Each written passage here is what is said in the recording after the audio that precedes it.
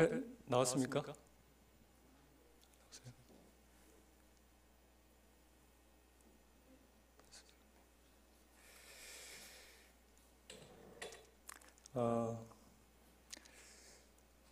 앞에 이제 제목인데요. 긍휼로 하나됨을 지키라. 요즘 최근 그 기독교 내에, 한국 기독교 내의 분위기를 보면 좀 뭐 어떤 것 같습니까? 제가 보기에는 굉장히 문제가 많아서 어수선하는 그런 분위기를 볼 수 있고요. 또 모임들의 그런 어려운 소식들을 들으면 또 많은 기도가 됩니다. 왜 그런 일이 일어났을까? 혹시 우리 교회도 일어나면 안 되는데, 그런 이제 생각을 하면서 이 사탄이 이 교회의 하나됨을 깬다는 그런 생각이 들었어요. 이 하나님의 이 교회가 하나됨이 무너지면 다른 중요한 일들을 이렇게 몰입할 수 없도록 이렇게 만들어버리거든요. 그래서 말씀을 준비하면서 제 개인적으로 참 좋았습니다. 제가 어떻게 성도들을 바라보고 교회를 바라볼 것인가, 그런 생각을 했는데, 십계명 다 아시죠? 십계명, 첫 계명에서 사계명까지 누구와의 관계입니까? 하나님과 우리와의 관계죠. 또 다섯 번째에서 열 번째 계명은 누구와의 관계죠? 사랑과의 관계죠. 관계가 굉장히 중요합니다. 하나님과의 관계, 우리와의 관계. 이 관계를 이제 성경으로 다르게 표현하면은 서로라는 표현이라고 할 수 있어요. 서로. 국어 사전에 보면은 짝을 이루고 또 관계를 맺은 상대라고 말하거든요. 제가 한번 찾아봤습니다. 그 서로라고 하는 이 단어를 검색해 보니까 몇 번이 나오냐면 신약에서 119번 정도 나와요. 굉장히 많이 나오죠. 그 많이 나온 만큼 중요합니다. 그래서 이 관계에 대해서 오늘 이 긍휼로 하나됨을 지키라는 교제를 하고자 합니다. 에베소서 4장을 먼저 보실까요? 에베소서 4장. 4장 보면은 이 평안에 매는 줄로 성령이 하나 된 것을 힘써 지키라고 했는데, 만약 하나됨이 우리도 알게 모르게 이렇게 무너지고 금이 가게 되면 어떤 일이 일어나냐면, 에베소서를 통해서 보면 생각할 수 있는 것이, 성령 안에서 그 하나님께 드리는 그런 예배를 찾아보기 힘들어지고요. 또 교회 안에서 성령의 역사를 느낄 수가 없게 돼요. 그리고 내 안에 이 복음의 열정도 안 생기고, 또 구두자를 생각해도, 내 주변에 생각해도 이 교회로 데려오는 것을 굉장히 꺼려지게 됩니다. 이 하나됨이 무너집니다. 또 우리가 전쟁을 해야 되는데, 악의 영들과 전쟁해야 되는데, 아군이 적인 줄 알고 우리끼리 이렇게 싸울 수가 있습니다. 이 하나됨이 그만큼 중요한 것이죠. 1절에서 3절까지 말씀을 한번 같이 읽어보겠습니다. 시작. 그러므로 주 안에서 같이 내가 너희를 권하노니 너희가 부르심을 받은 일에 합당하게 행하여 모든 겸손과 온유를 하고 오래 참음으로 사랑 가운데서 서로 용납하고 평안에 매는 줄로 성령이 하나 되게 하신 것을 힘써 지키라. 그 밑에는 보면 몸이 하나요 성령도 한 분이시니 이와 같이 너희가 부르심의 한 소망 안에서 부르심을 받았느니라. 하나 되는 것이 여기 겸손, 온유, 오래 참음, 용납하는 것이 필요하다고 하는데, 보면은 다른 것은 좀 되는 것 같아요. 겸손, 온유, 그리고 오래 참음까지. 그런데 이 용납까지 가서 막히는 것 같은 그런 생각이 들어요. 하나님을 지키기 위해서 마지막 코스가 이 용서, 용납이 아닌가, 그런 생각이 듭니다.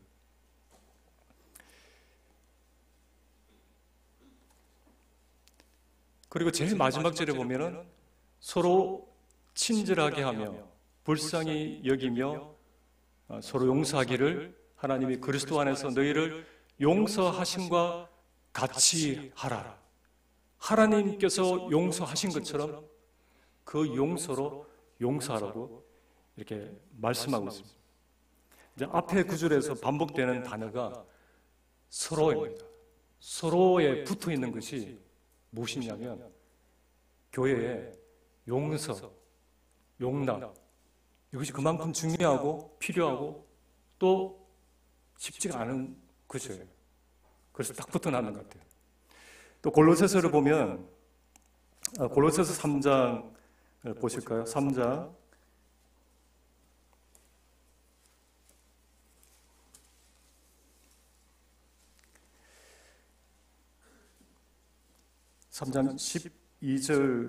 12절에서 14절까지 제가 읽어보겠습니다. 그러므로 너희는 하나님이 택하사 거룩하고 사랑받는 자처럼 긍휼과 자비와 겸손과 온유와 오래 참음을 옷 입고, 누가 누구에게 불만이 있거든 서로 용납하여 피차 용서하되 주께서 너희를 용서하신 것 같이 너희도 그리하고 이 모든 것 위에 사랑을 더하라. 이는 온전하게 매는 띠니라.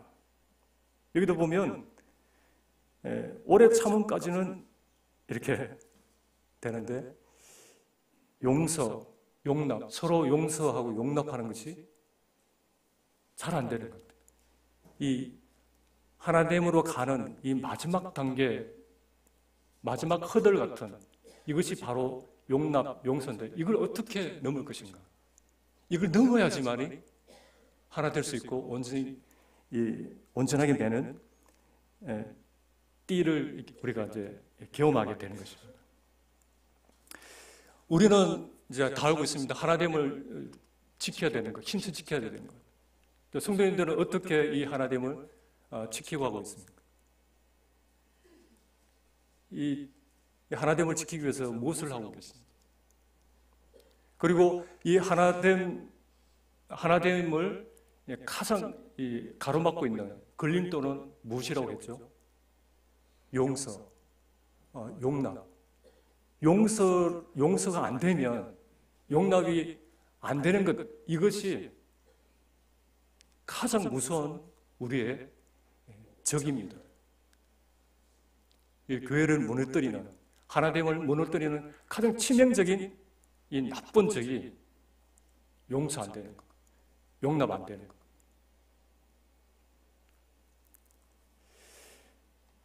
주님께서 또 마태복음 6장에서도 아주 강하게 경고하고 있고 경계하고 있는 것이 무엇이냐면, 너희가 사람의 잘못을 용서하면 너희 하늘 아버지께서도 너희 잘못을 용서하시려니와, 너희가 사람의 잘못을 용서하지 아니하면 너희 아버지께서도 너희 잘못을 용서하지 아니하시리라, 이렇게 말씀하고 있습니다. 본문 마태복음 18장을 보시겠습니다.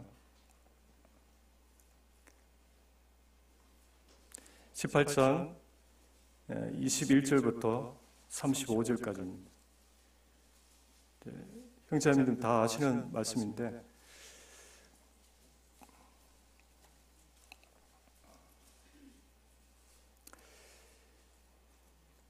이제 21절부터 25절까지만 같이 읽어보겠습니다. 25절까지 시작. 그때에 베드로가 나와 이르되 주여, 형제가 내게 죄를 범하면 몇 번이나 용서하여 주리까? 7번까지 하오리까? 예수께서 이르시되 네게 이르노니 7번뿐 아니라 7번까지라도 할지니라. 그러므로 천국은 그 종들과 결산하려 하던 어떤 인군과 같으니, 결산할 때에 10,000달란트 빚진 자 하나를 데려오매 갚을 것이 없는지라 주인이 명하여 그 몸과 아내와 자식들과 모든 소유를 다 팔아 갚게 하라 하니. 네, 감사합니다. 우리가 이제 교회 생활을 하면서 그리고 가정에서 집에서 나의 남편이 나의 아내가 아니면 나의 자식이 아니면 우리 섬기다 보면은 형제 자매님들이 나에게 큰 잘못을 했어요.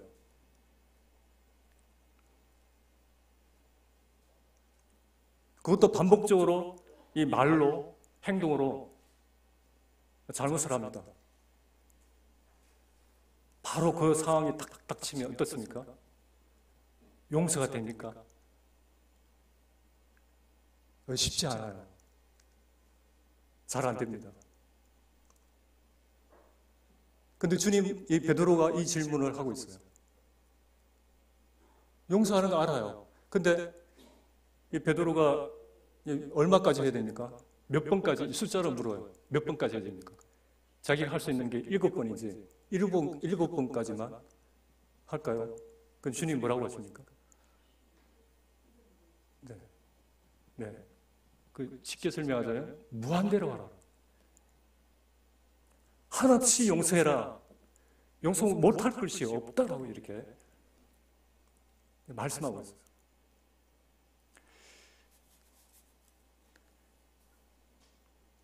네, 손장 목사님 아시죠?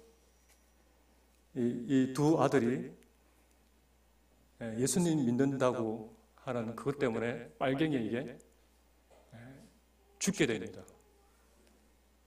그 두 아들이 죽은 장례식에서 그 유명한 그 9가지 기도문을 읽게 되는데 그 2가지가 이렇습니다. 한 아들의 순교도 기하거늘 하물며 두 아들이 함께 숨겼으니 더욱 감사합니다. 내 아들을 죽인 원수를 해결시켜 아들을 삼고자 하는 사랑의 마음을 주신 하나님께 감사합니다.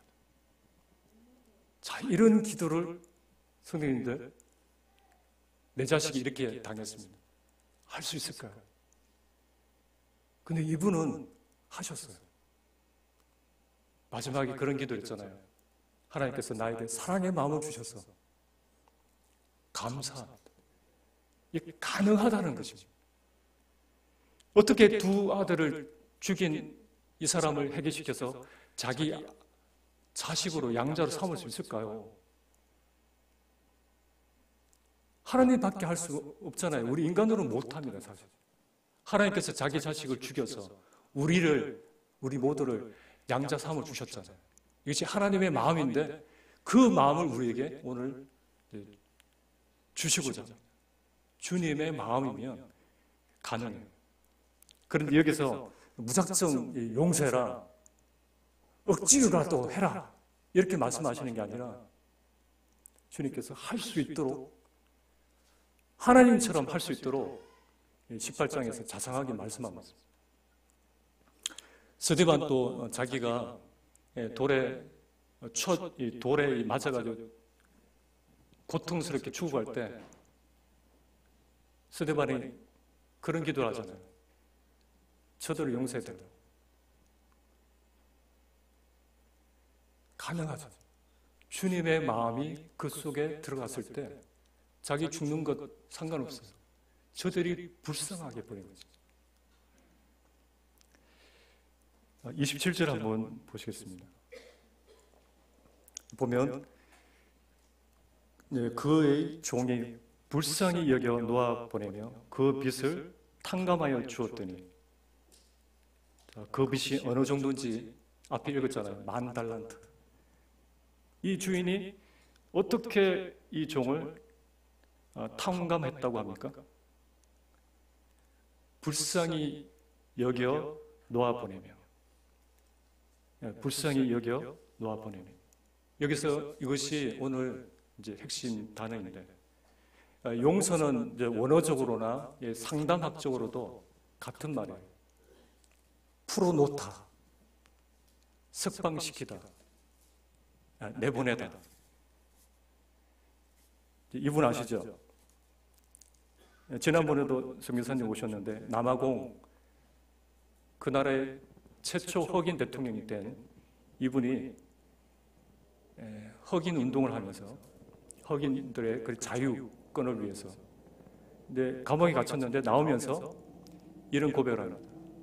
자유를 얻기 위해 감방에서 걸어 나오면서 내 고통과 정오를 이곳에 남겨두고 가지 않으면 나는 여전히 감옥 안에 갇힌 것과 같다. 감방에 나와도 이 마음이 그대로 있으면 자기가 감옥에 갇혀 있는 것과 같다라고 말하는 거죠. 우리에게 용서할 마음이 없는데 용서하라고 하면은 어떻게 대답할까요? 저 같으면은 용서를 할 수 없어 이렇게 말할 거예요. 어떻게 용서해요? 여기 놓아 보내며 앞에 지금 무엇이죠? 불쌍히 여겨라는 단어가 나옵니다. 이것은 아주 중요한 원리입니다. 불쌍히 여겨, 이것이 용서를 가능케 하는 원동력입니다. 용서와 이 탕감이라는 단어가 많이 나오는데 용서와 탕감이 원어적으로 같은 단어예요. 아피엠이라고 하는 같은 단어입니다. 풀어놓다, 석방시키다, 내보내다. 이 용서의 근본에는, 이 바탕에는 무엇이 깔려있냐면 불쌍히 여기는 마음이 깔려있어요. 긍휼히 여기는 마음이 깔려있어요. 성도님들 사이에서도 보면은 이 불쌍히 여기는 마음이 많은 사람일수록, 긍휼히 여기는 마음이 풍성한 사람일수록 넉넉합니다. 다 포용하고 관계가 좋아요, 두루두루. 근데 이 마음이 없으면 자신도 힘들고 상대방도 힘들게 되는 거죠. 내 안에서 이 불쌍히 여기는 마음이 없으면 진정으로 그 사람을 용서하고 있지 않다는 것입니다. 그 사람이 불쌍하게 여기는 마음, 그 사람이 불쌍하게 보이는 것이 보이지 않으면 진정으로 용서할 수가 없어요. 그러면 그 사람은 계속 어떻게 보느냐면 너는 빚 갚을 사람이라고 하는 거죠. 그 사람과 평생 빚진 자의 관계로 사는 것입니다. 나에게 빚 갚을 사람으로 보는 거죠.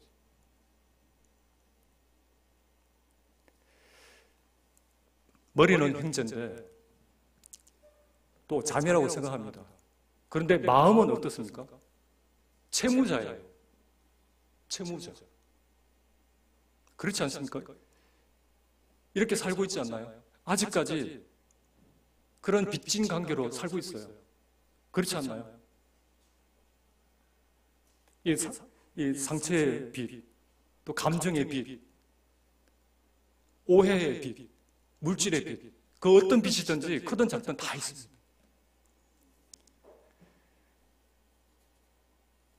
앞에 읽었던 이 10,000달란트, 빚진 종. 이 10,000달란트는 어느 정도냐 하면, 그 일반 시민이 그 15만 년 동안 모아야지만이 이 금액이 된다. 15만 년 동안. 불가능하잖아요. 어마어마한 돈이거든요. 이것을 또 1데나리온으로 이제 환산하면 6,000데나리온인데 1데나리온은 하루 1당이잖아요. 그 10만 원 치면은 6,000데나리온은 계산하면 얼마죠? 6천만 원. 6조입니다. 상상할 수 없는 엄청난 금액이 천문학적인 이 빚을 그 주인이 이 종에게 다 갚아줍니다.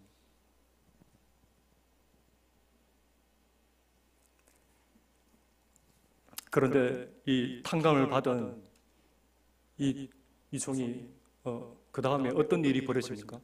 자기가 탕감 받았어요. 완전히 탕감 받았는데 자기 동료 석 달만 일하면 이제 갚을 수 있는 그 빚진 자의 멱살을 잡고 빚을 갚으라고 이렇게 막 쪼르는 거죠. 어떻게 이런 일이 일어날 수 있어요? 용서를 받았다면서, 탕감을 받았다면서 왜 용서를 못하죠? 그 사람 진정으로 하나님께 탕감받은 경험이 없는 사람이에요. 아니면 가족으로부터, 성도로부터 이 용서받은 경험이 없는 사람일 수도 있어요. 그래서 탕감을 못하는 것입니다. 용서를 못하는 것입니다.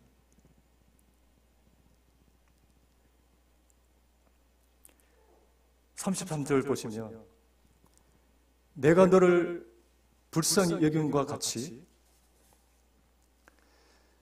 너도 네 동료를 불쌍히 여김이 마땅하지 않느냐. 이 말은 내가 너를 불쌍히 여겼는데, 지금까지 불쌍히 여기고 있는데 너는 왜 너의 동료를, 너의 형제를 불쌍히 여기지 않느냐라고 묻는 것입니다. 1절에 보시면 이 불쌍히 여기지 않는 그 모습을 보고, 용서하지 않는 그 모습을 보고 옆에 있는 동료가 몹시 못마땅하게 생각해서 그 주인에게, 임금에게 아뢰게 됩니다. 탕감을 받았지만은 이 사람이 용서하지 않고 긍휼히 여기지 않고 탕감하지 않으면 어떻게 됩니까? 이렇게 이제 왕 앞에서 부끄러운 일이 이제 벌어지는 것이죠. 저 사람이 용서하지 않는다고, 저 사람이 탕감하지 않는다고, 이렇게 하나님 앞에서 부끄러운 일이 계속 이제 일어나게 되는 것이죠. 35절 보시면 너희가 각각 이 마음으로부터 형제를 용서하지 아니하면 나의 하늘 아버지께서도 너희에게 이와 같이 하리라고 했습니다. 마음으로부터, 불쌍히 여기는 마음으로, 긍휼히 여기는 마음으로 용서하지 않으면, 진정으로 용서하지 않으면 나도 너를 그렇게 대하겠다고. 그런데 우리 안에 이런 마음이 있나요? 없어요. 안 돼요. 성령 안에서 가능합니다. 만약 재정적으로 큰 피해를 나에게 입힌 사람이 있다면, 나에게 심한 모욕을 준 사람이 있어요. 용서할 수 있을까요? 인간적으로는 불가능합니다. 용서라는 단어 자체가 그때 싫어져요. 사실 우리가 이제 살다 보면은 참 이해 못할 일들이 너무 많습니다. 이런 인간관계가 너무 많아요. 그럼 어떻게 그런 인간관계 속에서 감당하면서 살 수 있을까요? 그 방법은 내 안에 불쌍히 여기는 마음이 생기면 쉬워지고 전에 없던 놀라운 평안이 내 안에 찾아옵니다. 손양은 목사님처럼. 첫 번째는 서로 우리가 불쌍히 여기는 이 관계가 되려면 상대편이 누구인지 알아야 합니다. 25절 제 앞부분에 뭐라고 적혀있죠? 갚을 것이 없는지라고 되어 있습니다.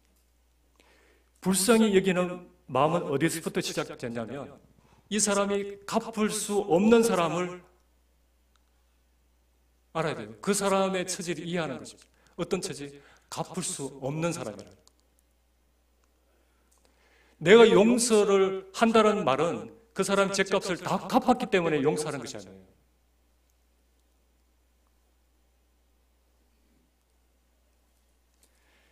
앞으로 그 사람이 갚을 수 있을 것 같아서 용서하는 것도 아닙니다. 돈을 갚았기 때문에 안 해요. 앞으로도 그 사람이 갚을 수 없는 자라는 것을 알기에 측은하게 여겨지고 불쌍히 여겨져서 용서하고 받아주는 것입니다. 앞으로도 반복적으로 실수하고 잘못할 걸 이해하기 때문에 용서할 수 있고 이렇게 용납할 수 있는 것입니다. 베드로전서 1장 3절에도 보면 그 많은 긍휼대로 우리를 불쌍히 여겨주셔서 거듭나게 하시고 산소망을 주셨다고 합니다. 주님이 우리를 다 갚을 수 없는 자라는 것을 알기에 불쌍히 여기시고 이렇게 용서를 하신 거예요.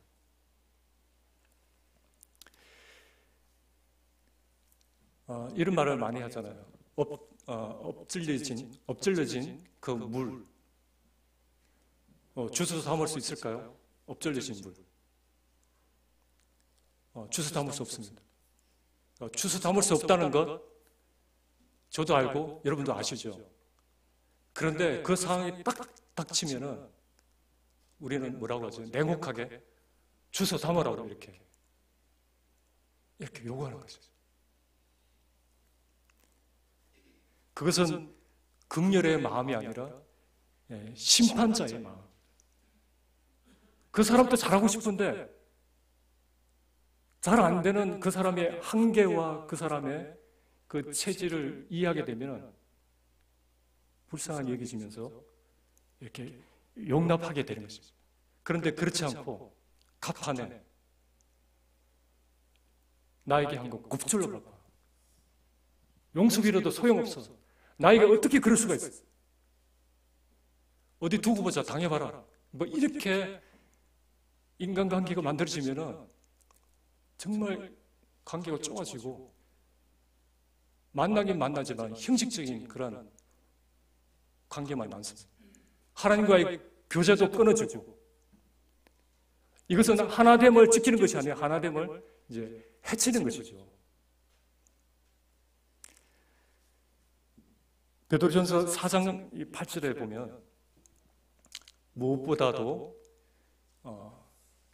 뜨겁게 서로 사랑할지니 사랑은 허다한 죄를 덮느니라. 허다한, 셀 수 없이 많은이라는 뜻입니다. 덮다라는 것은 파묻다라는 뜻이죠. 다른 일이 풀어버리면 뭐 어떻게 되냐면 우리가 다 뭐가 난 군데군데 뭐가 난 그런 사람이라는 것이죠. 알게 모르게 우리는 상처를 주는 관계라는 것을 혹시 아십니까?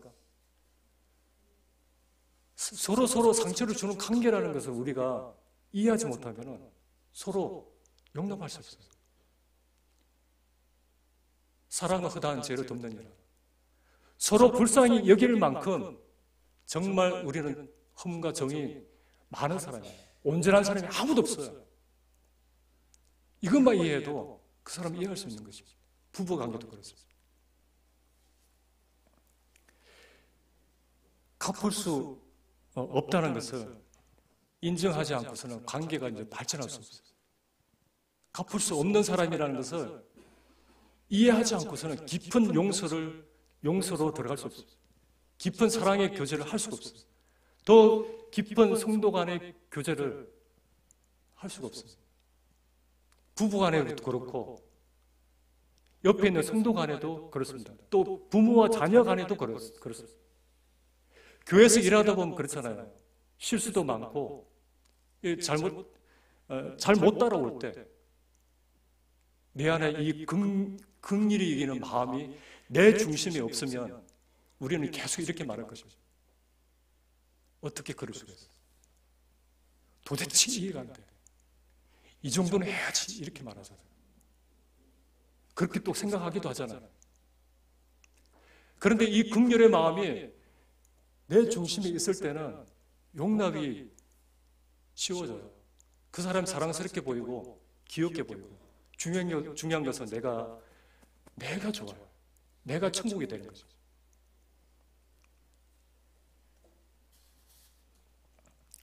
두 번째는 내가 누구인지 알아야 합니다. 어느 한 남자가 이런 말을 합니다. 제 아내는 저보다 마음이 넉넉하고 관용이 많은 것 같습니다. 때로는 많은 인간관계 속에서 상처를 받을 수도 있는데 남을 비판하거나 욕하는 소리를 들어볼 수가 없었습니다. 그래서 아내에게 물었어요. 당신은 어떻게 남의 흉을 보지 않소? 싫은 사람이 없나 보네? 그러니까 그 아내가 뭐라고 했을까요? 왜 없겠어요? 저도 사람인데. 싫은 사람이 있죠. 그런데 나에게 상처 준 사람이 생기면 저는 가장 먼저 하나님께 불쌍히 여겨달라고 기도해요. 그래서 어느 날 외출하고 이 남자가 돌아왔습니다. 아내가 눈물을 흘리면서 기도하고 있었어요. 불쌍히 여기십시오.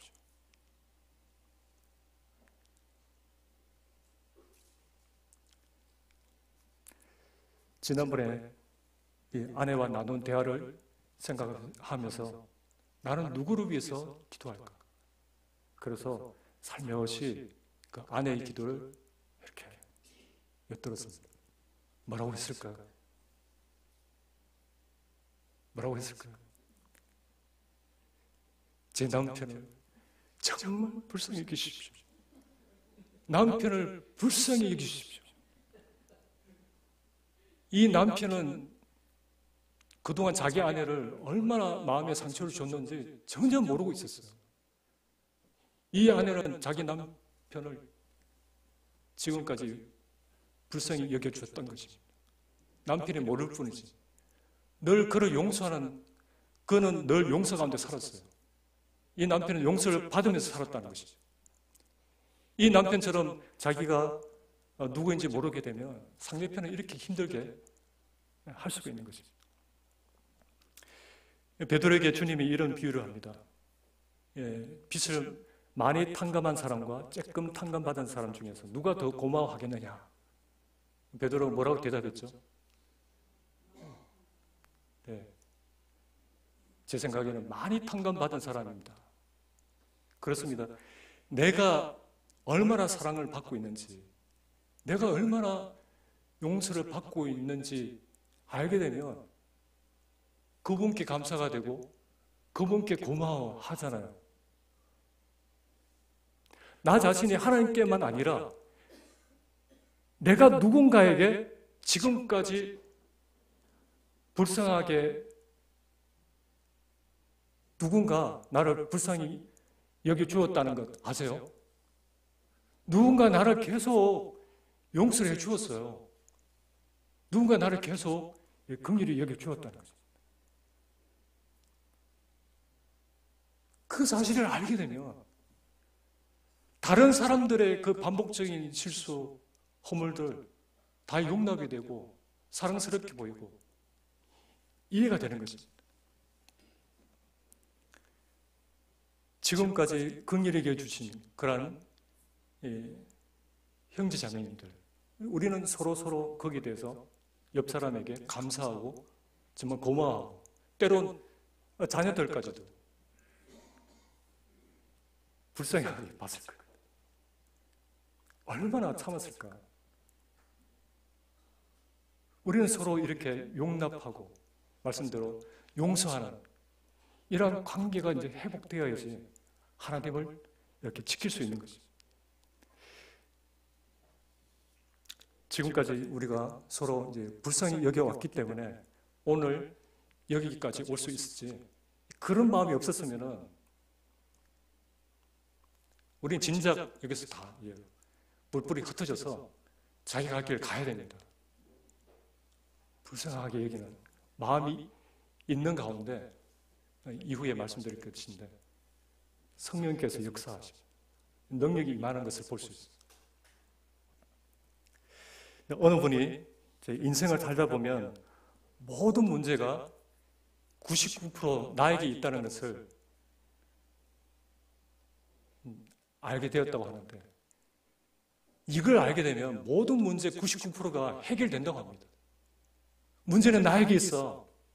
나에게 책임이 있어. 이라고 하는 이런 안경으로 세상을 보면 모든 것이 아름답게 보이고 사랑스럽게 보여요. 그런데 문제가 저 사람 때문에 저 사람이 그랬어. 아니면 교회 때문에 이렇게 되면 끝이 안 나요. 주님의 마음이 아니거든. 주님의 마음이 들어오면 주님처럼 이 목자의 마음으로, 그러니까 아버지 마음으로 성도를 사랑하고 자녀를 그렇게 바라보면 그 가정은, 그 교회는 천국이에요, 천국.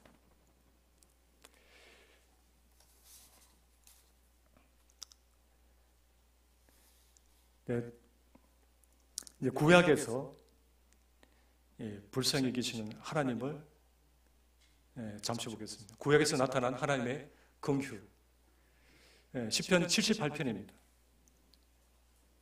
자, 이스라엘 백성들은 하나님 앞에 어떤 존재인지, 하나님은 그 이스라엘 백성들을 어떻게 여기시는지를 잠시 보겠습니다.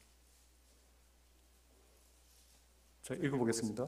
그러나 그들이 입으로 그에게 아첨하며 자기 혀로 그에게 거짓을 말하였으니 이는 하나님께 향하여는 그들의 마음이 정함이 없으며 그의 언약에 성실하지 아니하였음이로다. 오직 하나님은 긍휼하심으로 죄악을 덮어주시어 멸망시키지 아니하시고 그의 진노를 여러 번 돌이키시며 그의 모든 분을 다 쏟아내지 아니하셨으니 그들은 육체이며 가고 다시 돌아오지 못하는 바람임을 기억하셨습니다.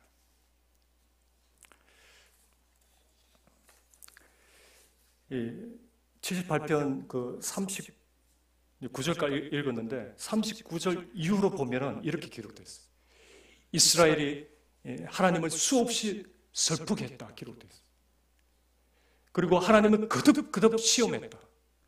그 하나님의 은혜도 잊어버렸다. 그 하나님을 시험하고 반항했다고 기록되어 있어요.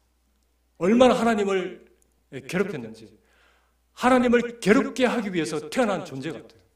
이 불효막심한 자들임을 알고 하나님은 부르셨어요. 38절, 39절에도 보면 우리 체질을 알고 부르셨다고 했습니다. 하나님이 이런 자를 아셔서 참으시고 또 참으시고 긍휼히 여기시고 또 긍휼히 여기셨다는 것입니다. 저 같으면 기다리는 게 어디 있습니까? 그냥 다 심판해서 다 죽였을 거예요. 그러나 하나님은 그 긍휼의 마음으로 참으시고 기다리시고 살리시고 그런 일이 일어났습니다. 또 103편에도 아버지가 자식을 긍휼히 여김 같이 아버지께서는 자기를 경외하는 자를 긍휼히 여기시나니 이는 그가 우리의 체질을 아시며 우리가 단지 먼지뿐임을 기억하심이로다. 하나님이 자기 백성, 자기 양들 신실치 못함에도 불구하고 불쌍히 여기시고 인내하시고 건지시고 안 바뀔지라도 40년 그 광야 여정 가운데 말 안 듣는 그 자기 백성과 그 인자하심과 자비하심으로 끝까지 함께 하셨어요. 그분의 그 성품이 없었으면 함께 못합니다. 제가 이 시편 78편과 103편을 묵상하면서 이것을 깨달았어요. 그들이 이 변할 구석이 하나도 안 보이는데도 하나님께서 계속해서 긍휼히 여긴다면 하나님께 손해가 될까요? 아닙니다.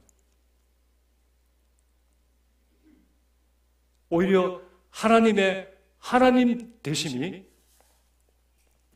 더 크게 드러날 뿐이고 긍휼히 여길수록 이런 자들을 더 많이 용납할수록 하나님의 그 아름다우심은 더 밝게 조명되실 뿐이에요. 오히려 그들이 안 따르고 안 변함으로 인해서 하나님의 그 아름다우심은 더 크게 빛을 발할 것입니다. 이 사실을 깨달았어요.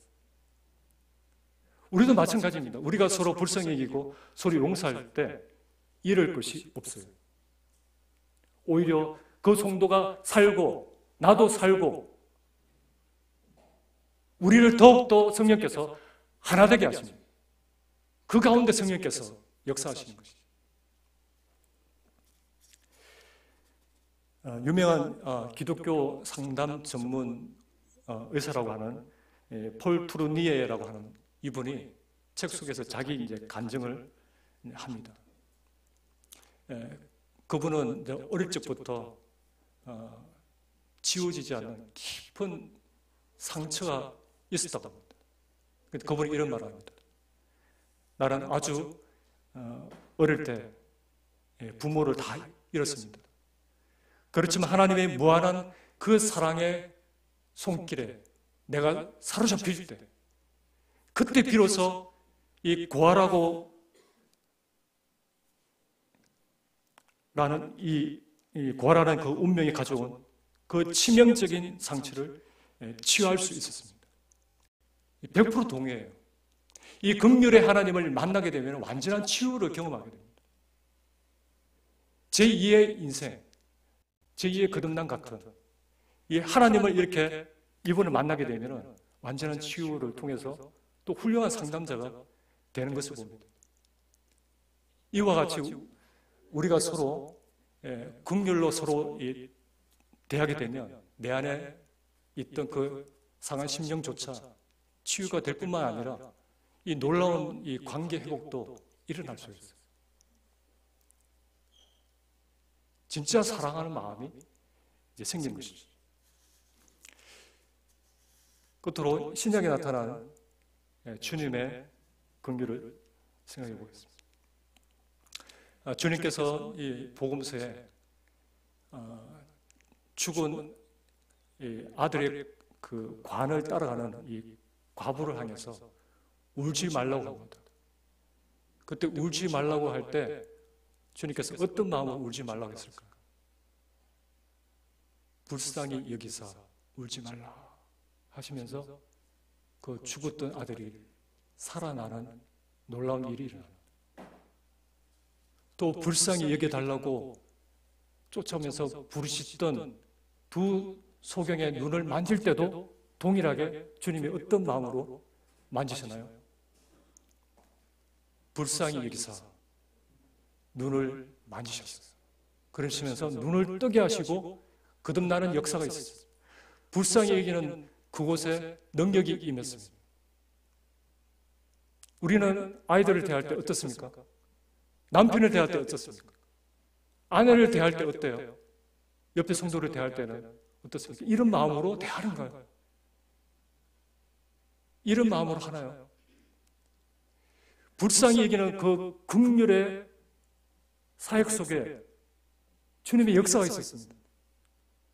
성령의 역사가 있었습니다. 주님은 사람을 정죄가 아닌 긍휼로 대했습니다. 바리새인은 어떻게 사람을 대합니까? 정죄합니다. 판단합니다. 우리는 어때요? 사람을 대할 때 그 사람을 건강한 사람으로 또 완벽한 사람으로 보니까 실수하면 어떻게 그럴 수가 있어요? 잘못하면 도대체 이해 안 돼. 실수와 잘못을 용납을 못하는 것입니다. 그러나 주님은 사람을 건강한 자로 대하는 것이 아니라 환자로 여기기 때문에 불쌍히 여기게 되는 것이죠. 사람을 자비로 대하지 않으면 성경에서는 분명히 죄라고 말합니다. 사람을 긍휼로 대하지 않으면 죄입니다. 어떤 분이 그런 말을 해요.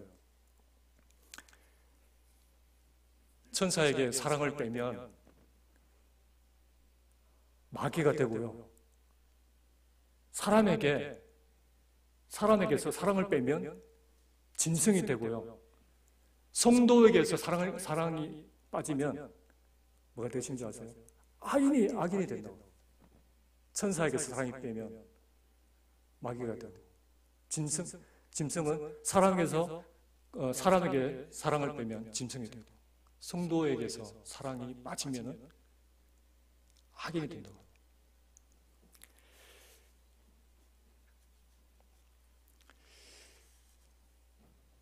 긍휼을 어떻게 대하느냐에 따라서 화가 될 수도 있고 복이 될 수 있어요. 긍휼을 행하지 아니하는 자에게는 긍휼 없는 심판이 있다고 했습니다. 화가 될 수 있어요. 그런데 긍휼히 여기는 자는 복이 있나니 그들이 긍휼히 여김을 받을 것이다. 복이 된다. 이 하나됨은 건축의 그 기초와 같은데 다른 무엇보다도 이 하나됨의 목숨을 우리는 걸 필요가 있어요. 왜냐하면 그렇지 않으면 지금 또 그렇게 역사하고 있는데 사탄이 틈을 비집고 들어와서 교회를 어렵게 할 것입니다. 그리고 모든 기능을 상실하도록 잠식해 들어가면서 다 이렇게 능력을 잃게 만들 수 있는 것이 이것입니다. 그래서 이 하나됨을 지키기 위해서 무엇이 필요하다고요? 긍휼의 마음으로 용서하라. 사람을 긍휼로 대하라. 마지막으로 이 말씀을 읽고 요약한 말씀인데요. 이 말씀을 읽고 마치겠습니다. 같이 읽겠습니다. 시작. 모든 겸손과 온유로 하고 오래 참음으로 사랑 가운데서 서로 용납하고 평안에 매는 줄로 성령이 하나 되게 하신 것을 힘써 지키라.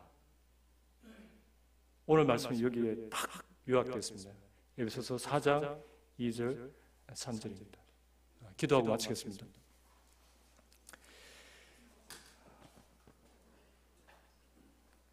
그 많으신 긍휼대로 우리를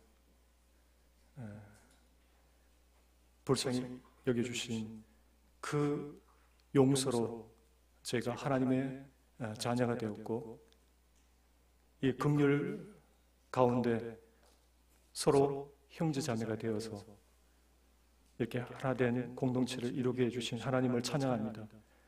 저희도 저희 안에 없는 주님의 그 긍휼을 하신 그 성품이 있기를 원합니다.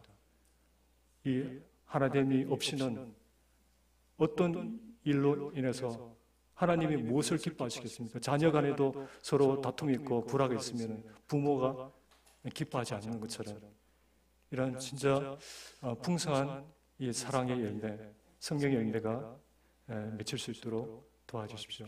예수님 이름으로 기도합니다. 아멘.